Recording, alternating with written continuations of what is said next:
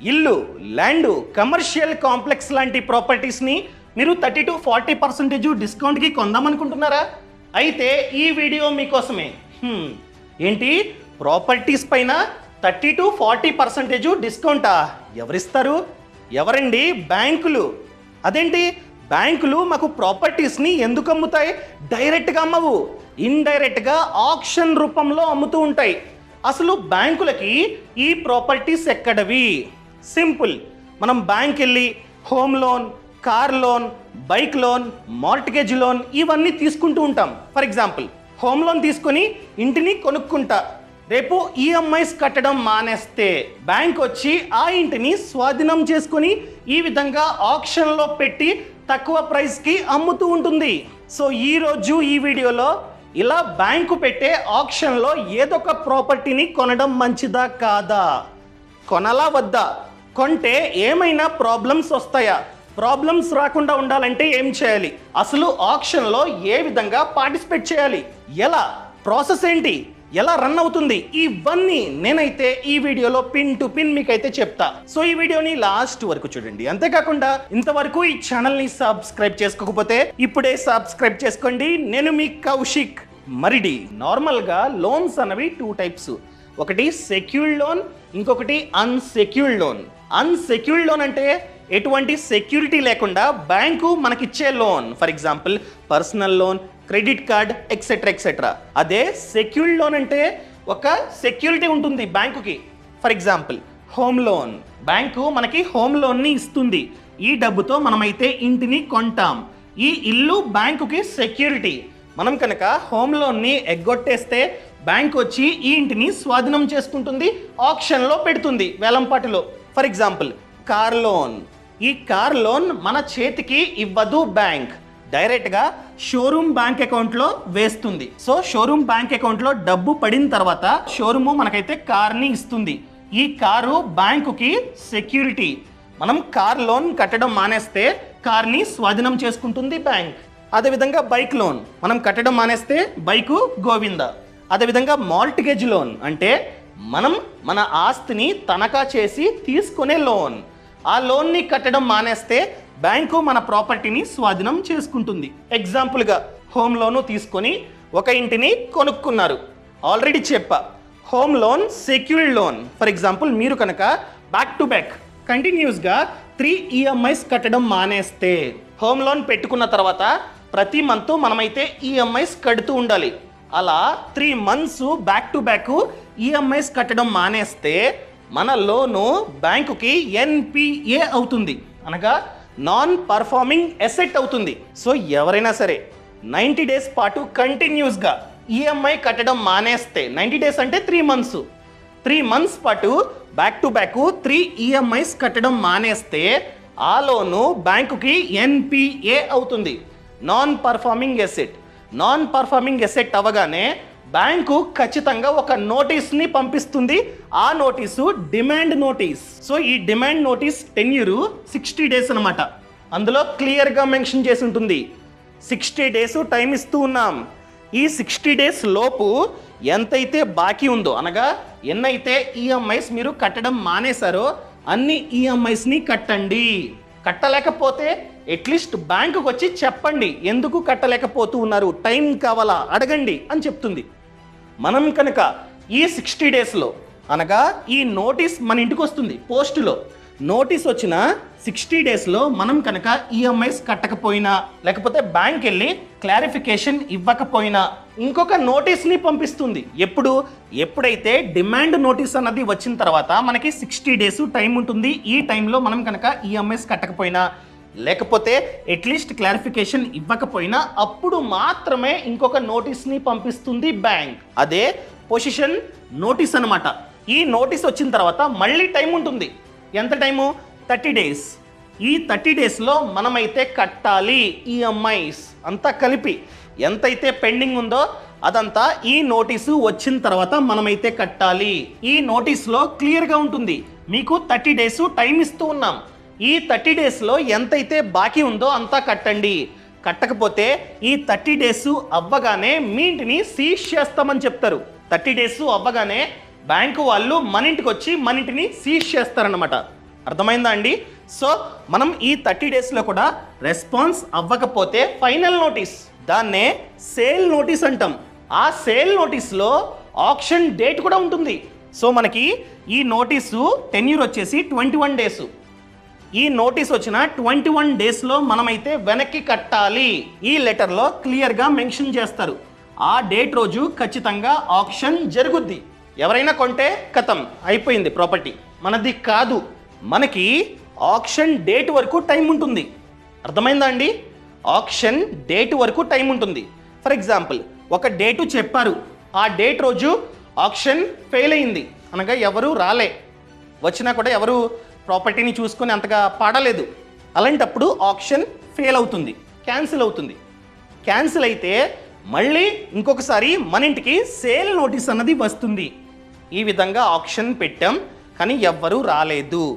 So మీకు మళ్ళీ 15 days time ఇస్తూ ఉన్నాం. ఇంతకుముందు ఎంత? 21 డేసు. ఈ సేల్ నోటీసు 21 డేసు.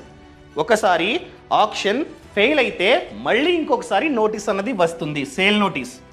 దానికి 15 డేస్ టైం ఇస్తారు.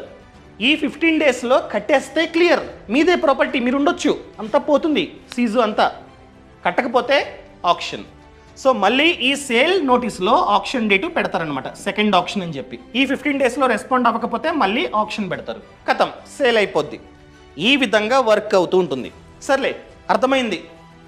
కానీ మేము ఆక్షన్లో ఒక ప్రాపర్టీని కొందామనుకుంటున్నాం. మాకు ఎప్పుడు నోటిఫికేషన్ వదులుతుంది బ్యాంక్? ఎప్పుడంటే ఎప్పుడైతే వీళ్ళకి సేల్ నోటీస్ని ఇస్తారో కస్టమర్కి, బ్యాంకు కస్టమర్కి ఎప్పుడైతే సేల్ నోటీస్ని ఇస్తారో అప్పుడు వెంటనే బ్యాంకు అనౌన్స్ చేస్తుంది. ఎందుకంటే ఆ ప్రాపర్టీ ఓనర్కి కూడా చెప్పింది. ఈ సేల్ నోటీస్లో క్లియర్గా ఉంటుంది ఆక్షన్ డేట్ కూడా. సో ఓనర్కి తెలుస్తుంది పలానా రోజు నా ఇల్లు ఆక్షన్ అని చెప్పి. సో ఎప్పుడైతే ఓనర్కి తెలుస్తుందో, తెలియగానే ఎప్పుడైతే ఈ లెటరు ఇంటికి వెళ్తుందో వెళ్ళగానే బ్యాంకు మార్కెటింగ్ చేసుకుంటుంది. అసలు బ్యాంకు ఏ విధంగా మార్కెటింగ్ చేసుకుంటుంది ఆల్రెడీ చెప్పా. ఎప్పుడైతే సేల్ నోటీస్ ఇస్తుందో ఓనర్కి వెంటనే మార్కెటింగ్ని స్టార్ట్ చేస్తుంది. ఫస్ట్ ఆఫ్ ఆల్ బ్యాంక్ యొక్క వెబ్సైట్లో పెడుతుంది ఏమని? ప్రాపర్టీ ఇది లొకేషన్, ఇన్ని గజాలు, ఆక్షన్ డేటు ఇది అని చెప్పి పెడుతుంది. అదేవిధంగా పేపర్స్, న్యూస్ పేపర్స్లో యాడ్ ఇస్తుందన్నమాట బ్యాంకు. ఈ ప్రాపర్టీ ఆక్షన్ డేటు ఇది అని చెప్పి యాడ్ ఇస్తుంది. అదేవిధంగా కొన్ని వెబ్సైట్స్ ఉన్నాయి. ఫర్ ఎగ్జాంపుల్ eauctionsindia.com, అదేవిధంగా forecloser.india.com, అదేవిధంగా IBAPI వెబ్సైట్. ఈ వెబ్సైట్స్లో మీరు క్లియర్గా చెక్ చేసుకోవచ్చు. ఫర్ ఎగ్జాంపుల్ వీటిల్లో కొన్ని నేను ఇప్పుడు ఓపెన్ చేసి చూపిస్తా రండి. eauctionsindia.com click. ఇక్కడ మీరైతే చెక్ చేసుకోవచ్చు. For example residential, state AP, city, for example మాది వెస్ట్ గోదావరి, సర్చ్. ఇదిగోండి ఇవన్నీ ప్రాపర్టీస్ అనమాట. ఇదిగోండి ఇక్కడ తాడేపల్లిగూడెం, డేట్ కూడా వాళ్ళైతే ఇచ్చారు, మార్చ్ 21, 2024. అర్థమైందా అండి? ఇది ఆక్షన్ డేటు, ఇది ల్యాండు. అదేవిధంగా ఇది కూడా ల్యాండే, ప్రైస్ కూడా వాళ్ళైతే పెట్టారు. ఎంత? ఇదిగోండి 24 lakhs. ఇదిగోండి 50 lakhs ల్యాండు. ఇది building, land plus building, individual house అనమాట. ఎంత? 1,54,00,000. ఈ విధంగా మీరైతే చూసుకోవచ్చు. సో డేటు ఇవన్నీ చూసుకొని మీరు డైరెక్ట్గా బ్యాంక్ వెళ్ళొచ్చు. ఇక్కడే ఉంటుంది సమాచారం అంతా. ఓకేనా? ఏ bank, A to Z information ఇక్కడే ఉంటుంది. దాని ప్రకారంగా మీరైతే బ్యాంక్ వెళ్ళొచ్చు. ఇండియన్ ఓవర్సీస్ బ్యాంక్ అనమాట.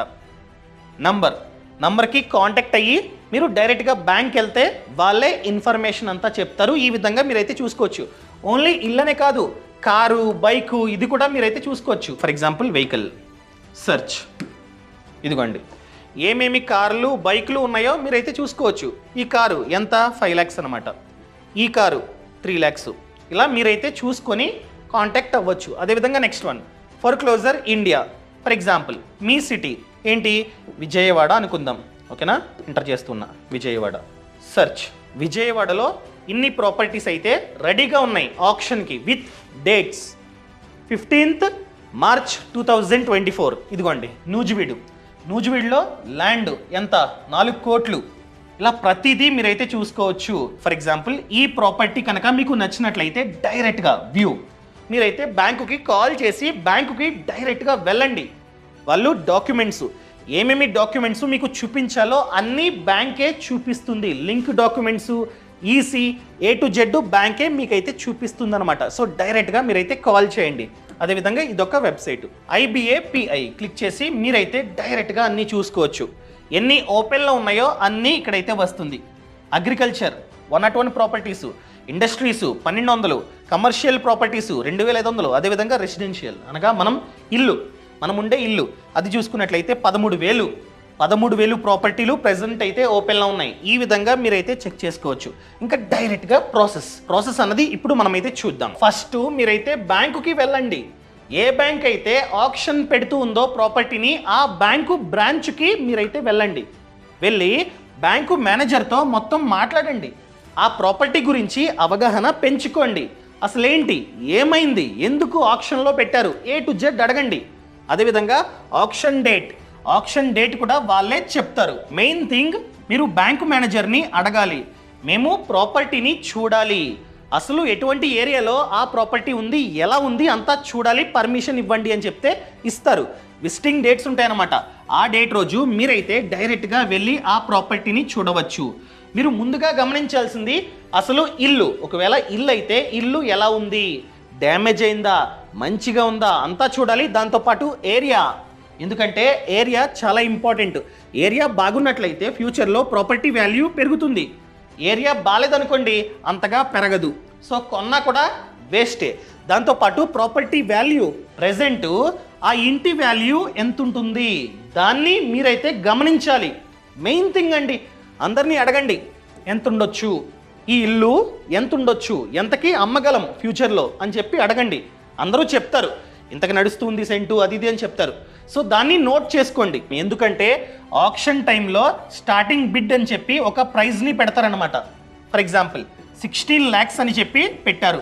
మీకు తెలుసు ప్రాపర్టీ వాల్యూ 20 lakhs అని చెప్పి మీకైతే తెలుసు.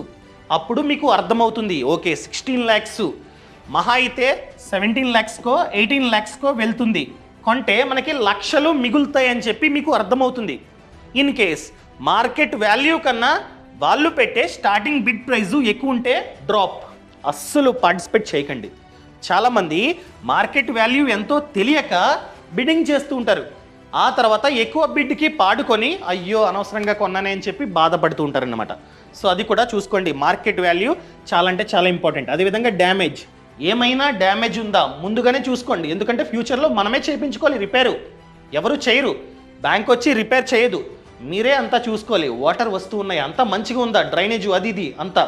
అదేవిధంగా ఓనర్ ఎవరైతే బ్యాంకు కస్టమర్ ఉంటారో ఆయన ఎలాంటోడు, అసలు మంచోడా కాదా, ఎన్ని అప్పులు చేశాడు, ఈ బ్యాంక్ లోన్తో పాటు ఎక్కడైనా ఈ ప్రాపర్టీని తనఖా చేశాడా అడగండి. అందరినీ చెప్తారు. ఎందుకంటే చాలామంది ఇది ఆల్రెడీ బ్యాంకులో ఉంటుంది, బ్యాంకులోనూ రన్ అవుతూ ఉంటుంది ఈ ప్రాపర్టీ పైన, కానీ ఈ దస్తావేజులు ఉంటాయి కదా కాపీస్, జిరాక్స్ కాపీస్, అవి పెట్టేసి అప్పు చేస్తూ ఉంటారు బయట వడ్డీకి. నేను రెస్పాన్సిబిలిటీ, నేను కట్టకపోతే నా ఇంటిని తీసుకోండి అని చెప్పి వాళ్ళైతే బయట లోన్ తీసుకుంటూ ఉంటారు. అలాంటి వాళ్ళు ఫ్యూచర్లో రావచ్చు మీ ఇంటికి. నాకు తెలియదండి, ఇదిగోండి జిరాక్స్ కాపీ పెట్టాడు, నాకు తెలీదు మీరు కట్టండి అని చెప్పి తీసుకుంటుంటారనమాట బయట వాళ్ళు. అందుకనే జాగ్రత్త, అంతా చూసుకోండి. అదేవిధంగా మెయిన్ థింగ్ టైటిల్ క్లియరెన్స్, ఆ ప్రాపర్టీ అతని పేరు మీద ఉందా లేదా, ఇంకెన్ని పేర్ల మీద ఉంది అంతా చూసుకోండి.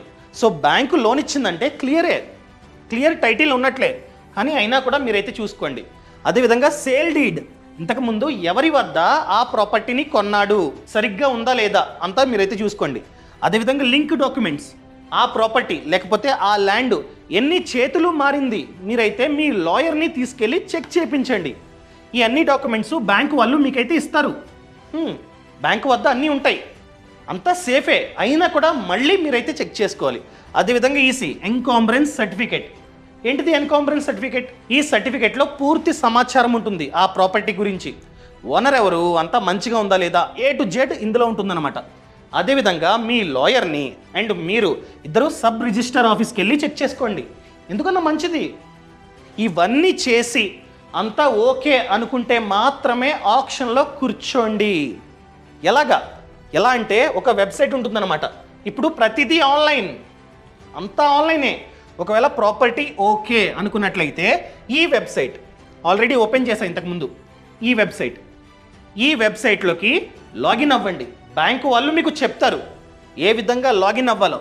లాగిన్ అయిన తర్వాత యూజర్ ఐడి పాస్వర్డ్ వస్తుంది. సో ఆక్షన్ డేటు ఏదైతే ఉంటుందో ఆ డేట్ రోజు మీరైతే లాగిన్ అవ్వాలి ఈ వెబ్సైట్లోకి. లాగిన్ అయిన తర్వాత ప్రాపర్టీ ఐడి బ్యాంకు వాళ్ళు చెప్తారు. ఆ ప్రాపర్టీ ఐడిని ఎంటర్ చేయండి. ఎంటర్ చేస్తే ఆప్షన్ మీకైతే కనిపిస్తుంది, ఆ పర్టికులర్ ప్రాపర్టీ ఆప్షన్. సో మీరు 10% కట్టాలి. ప్రాపర్టీ వాల్యూ అనగా బిడ్ వాల్యూ ఎంతైతే ఉందో దానిలో 10% మీరైతే ఆన్ ది స్పాట్ కట్టాలి. కడితేనే ఆప్షన్లో పార్టిసిపేట్ చేయగలరు. ఈ 10%ని అడ్వాన్స్ ఎర్నెస్ట్ మనీ డిపాజిట్ అంటాం. అర్థమైందా అండి? ఇది కట్టాలి. కట్టిన తర్వాత అంతా ఆన్లైనే. సో బిడ్డింగ్ అన్నది 2 టైప్స్ అండి. ఎలా వర్క్ అవుతూ ఉంటుందంటే, ఒకటి 10,000 పెరుగుతూ ఉంటుంది. ఎవరైతే అక్కడ ఆన్లైన్లో క్లిక్ చేస్తారో వాళ్ళ పేరు మీద 10,000 యాడ్ అవుతుంది. ఇలా 10,000 అని చెప్పి యాడ్ అవుతూ ఉంటుంది. రెండోది మన ఇష్టం. ఫర్ ఎగ్జాంపుల్ 16 లక్షలు, మీరు 16,05,000, 16,05,200 అలా మీరైతే చేసుకోవచ్చు అనమాట. కొంచెం పెంచుకోవచ్చు. ఇలా 2 విధాలుగా ఆప్షన్ జరుగుతూ ఉంటుంది. వాళ్ళు ఏం చేస్తారంటే, ఫర్ ఎగ్జాంపుల్ ఒక ప్రాపర్టీ ఉంది, ఆ property market value 20 lakhs.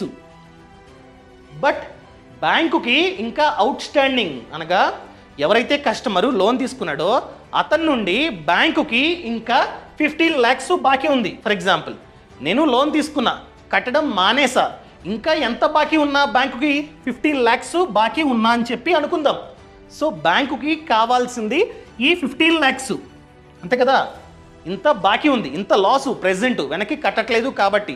So bank ఆప్షన్లో పెట్టి ఇంత డబ్బుని రికవర్ చేసుకోవడానికి ట్రై చేస్తూ ఉంటుంది. ఒకవేళ ఆప్షన్లో 15 lakhs కన్నా ఎక్కువ డబ్బు బ్యాంకుకి వస్తే రిమైనింగ్ డబ్బు ఎంతైతే ఉందో అదంతా కస్టమర్కి ఇవ్వాల్సిందే. సో బ్యాంకుకి ఇంత డబ్బు కావాలి. సో బిడ్డింగ్ మినిమం బిడ్ 15 lakhsతో స్టార్ట్ అవుతుంది. మనం ఏం చేయాలి? ఈ అమౌంట్ని మనమైతే చూడాలి. మార్కెట్ ధర ఎంత, వీళ్ళు ఎంత నుండి బిడ్డింగ్ స్టార్ట్ చేస్తున్నారు. మార్కెట్ ధర 20 lakhs. సో బిడ్డింగ్ 15 lakhs నుంచి స్టార్ట్ అవుతుంది. ఓకే ఫైన్, మార్కెట్తో కంపేర్ చేస్తే తక్కువకే ఉంది అని చెప్పి అర్థమవుతుంది. సో ఇంత ప్రైస్ నుంచి బిడ్డింగ్ స్టార్ట్ అవుతూ ఉంటుంది. 10,000 అలా స్టార్ట్ అవుతుంటుంది. ఫర్ ఎగ్జాంపుల్ 17 lakhsకి మీరైతే పాడారు. ఎవరైతే హైయెస్ట్ అమౌంట్కి పాడతారో అది ఫైనల్. సో మీరు 17 lakhs అని చెప్పారు, వేరే వాళ్ళు ముందుకు రాలే. సో 17 lakhs ఫైనల్, కథం. 17 lakhsకి మీకైతే ఆ ప్రాపర్టీ వచ్చినట్లు. మీకు ప్రాఫిట్టా లాసా? ప్రాఫిటే, ఎందుకంటే మార్కెట్ ధర 20 lakhs, ఫ్యూచర్లో పెరుగుతుంది, మంచి ఏరియా అంతా చూసుకున్నారు ముందుగానే తెలివిగా. సో 17 lakhsకి మీకైతే ఆ ప్రాపర్టీ వచ్చింది. సో మీరు ఆన్ ది స్పాట్ 25% కట్టేయాలి. సో ఎప్పుడైతే బిడ్డు విన్ అవుతారో అదే రోజు మీరైతే 25% కట్టేయాలి. సో రెడీగా పెట్టుకోండి. మళ్ళీ రిమైనింగ్ డబ్బుకి 15 days టైం ఇస్తుంది బ్యాంక్. 15 daysలో మీరైతే రిమైనింగ్ డబ్బు కట్టేయాలి 100%. అప్పుడు బ్యాంకు ఆ ప్రాపర్టీ పేరుని మీ పేరుకి ట్రాన్స్ఫర్ చేస్తుంది. సో ఈ విధంగా ఇదైతే వర్క్ అవుతుంటుంది.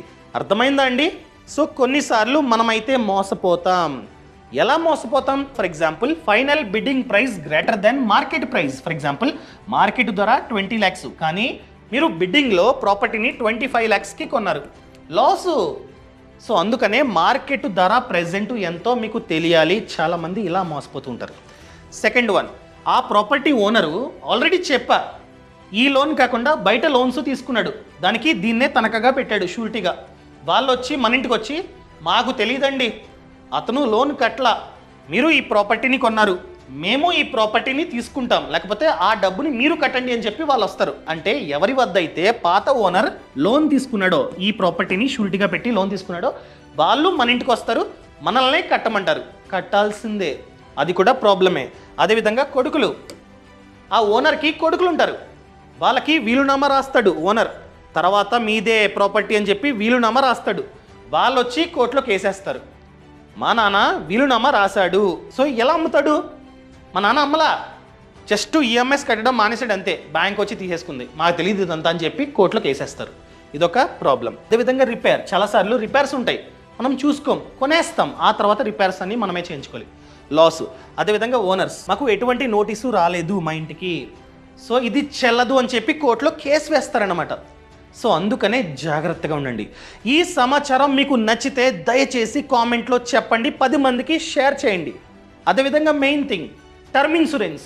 మనమైతే ఖచ్చితంగా మన పేరు మీద టర్మ్ ఇన్సూరెన్స్ పాలసీ తీసుకోవాలి. ఎందుకంటే మనం చాలా లోన్స్ తీసుకుంటూ ఉంటాం బ్యాంక్ నుండి. రేపు మనం కనుక చనిపోతే ఈ లోన్స్ పరిస్థితి ఏంటి? కార్ లోను, గోల్డ్ లోను, అదేవిధంగా బైక్ లోను, హోమ్ లోను, మార్టిగేజ్ లోను అన్నీ తీసుకుంటాం. రేపు కుటుంబ పెద్ద చనిపోతే ఈ అప్పులు ఆ కుటుంబం తీర్చగలదా? సో అందుకనే టర్మ్ ఇన్సూరెన్స్ పాలసీని మనమైతే తీసుకోవాలి. టర్మ్ ఇన్సూరెన్స్ పాలసీ తీసుకున్నట్లయితే ఎంతైతే కవరేజ్ ఉందో, ఫర్ ఎగ్జాంపుల్ 2 CR కవరేజ్ని ఇతను పెట్టుకున్నాడు, చనిపోయాడు, అప్పుడు ఈ 2 కోట్లు వాళ్ళ కుటుంబానికి వెళ్తాయి. ఆ డబ్బుతో ఈ లోన్స్ని తీర్చవచ్చు కుటుంబం. సో ఏ విధంగా పాలసీ తీసుకోవాలి చెప్తా. నేను క్రింద డిస్క్రిప్షన్లో లింక్ ఇచ్చా, ఆ లింక్ని క్లిక్ చేస్తే ఈ విధంగా వస్తుంది. మీ డీటెయిల్స్ అన్ని ఎంటర్ చేసి వ్యూ. సో పాలసీ బజార్లో ఏంటంటే ప్రతి కంపెనీకి సంబంధించిన పాలసీ లిస్ట్ అయి ఉంటుంది. మీరు కంపేర్ చేసుకొని మంచి పాలసీని మీరైతే చూస్ చేసుకోవచ్చు. ప్రతి సమాచారాన్ని ఈ విధంగా ఇవ్వాలన్నమాట. కరెక్ట్గా ఉండాలి, స్మోకింగ్ నో. సో ఇలా ప్రతిదీ ఉండాలి, ఓకేనా? సో ఇస్తే వస్తుంది. ఇక్కడ మీరు కంపేర్ చేసుకోవచ్చు.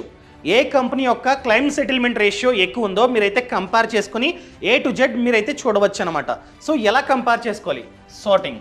ఇక్కడ మీరు లో టు హై, హై టు లో క్లైమ్ సెటిల్మెంట్ రేషియో అయిపోయింది. సో ఏ కంపెనీ యొక్క క్లైమ్ సెటిల్మెంట్ రేషియో ఎక్కువ ఉందో ఇక్కడ వస్తుంది. ఫర్ ఎగ్జాంపుల్ ఈ కంపెనీ 99.5. ఇలా ప్రతిదీ మీరైతే చూసుకోవచ్చు అనమాట. అదేవిధంగా క్లైమ్ సెటిల్మెంట్ రేషియో వచ్చింది, బాగానే ఉంది. మాకు సాల్వెన్సీ రేషియో కావాలి, ఇక్కడ మీరైతే చూసుకోవచ్చు సాల్వెన్సీ రేషియో. అదేవిధంగా మెయిన్ థింగ్, ఏ కంపెనీ యొక్క ప్రీమియం తక్కువ ఉందో దాన్ని కూడా మీరైతే ఇక్కడ కంపేర్ చేసుకోవచ్చు.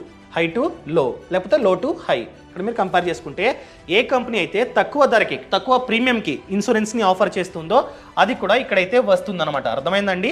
ఈ విధంగా మీరైతే ప్రతిదీ కంపేర్ చేసుకొని మంచి పాలసీని తీసుకోవచ్చు. ఒకవేళ కావాలి పాలసీని తీసుకుందాం అనుకున్నట్లయితే సింపుల్గా క్లిక్ చేసి ఇక్కడ మీరు బై చేసుకోవచ్చు. ఇది ఆన్లైన్ కాబట్టి మీకు తక్కువ ధరకే ఇది లభిస్తుందన్నమాట. బయట అయితే కమిషన్ అంతా ఉంటుంది, ఇక్కడైతే డిస్కౌంట్ 5% డిస్కౌంట్లో ఈ పాలసీ మనకైతే వస్తుంది. అండ్ ట్యాక్స్ బెనిఫిట్ కూడా ఉంది. సో మీరు కనుక ఇప్పటివరకు టర్మ్ ఇన్సూరెన్స్ పాలసీ తీసుకోకపోతే కింద డిస్క్రిప్షన్లో లింక్ ఇచ్చా, ఆ లింక్ని క్లిక్ చేసి పాలసీ బజార్ వెబ్సైట్ అనేది ఓపెన్ అవుతుంది. A to Z సమాచారాన్ని ఇచ్చి మీరైతే తీసుకోండి. All the best. ఆగండి, ఫ్రీడమ్ యాప్ అండి.